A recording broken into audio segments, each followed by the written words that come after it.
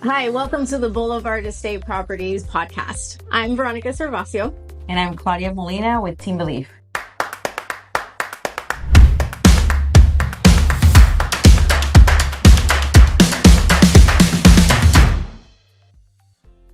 Today's segment is all about commercial real estate, and who better to answer all those questions than Veronica Cervacio, that specializes in all commercial. So Veronica, for me, I specialize in residential. Can someone like me jump into that? So you can jump into it, but it is going to be a little bit of a different animal. There's more to it other than, finding a location and signing a lease like we would in residential. I highly advise using someone that has experience if you are looking to find a commercial space, because there is a little bit more of a business mentality versus coming into a residential property that's more emotional. Okay. And with that business actually comes in that there's also going to be different types of leases.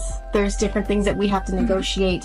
And there's certain items that, I always argue whether I'm representing the landlord or the tenant, that I know who needs to deal with what. And not everybody knows that. So Veronica, can a residential agent actually represent a client in their commercial lease? So in all technicality, yes, we can. Oh. Under our license, we can represent a business. However, there is a different type of negotiation that happens. There's different jargon. There's different terms that we have to negotiate.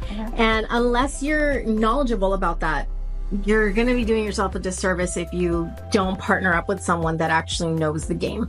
So let me ask you, if someone has a client that had a pop-up, how can they go from that to an actual brick and mortar? We are seeing a lot of people that, did the side hustle. They're working from home and now they had time, they lost their job, whatever their story may be. So in order to get them out of their home or off of the street corner that they're selling, whatever they're selling, they need to legitimize themselves as a business. They need to have their taxes. They need to have separate bank accounts. They need to be able to provide financials such as P&Ls, balance sheets, all of the above, in order to show a landlord, look, Mr. Landlord, I'm coming into a brick mortar for the first time, but this isn't my first rodeo. We want to show that they are a legitimate business and that their monthly income is going to be enough to sustain that lease. That's all the landlord cares about. What are the obstacles that you might be seeing out there when they're going into these leases and looking for an actual place? I think finding the location is going to be the first obstacle.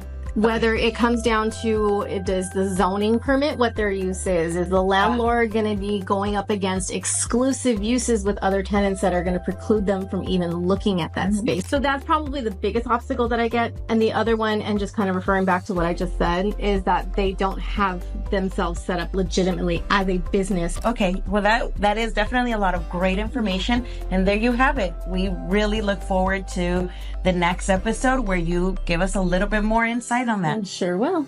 Thanks, guys. If you'd like more information, please follow us on our social media. And don't forget, hit subscribe below. We'll see you on the next one.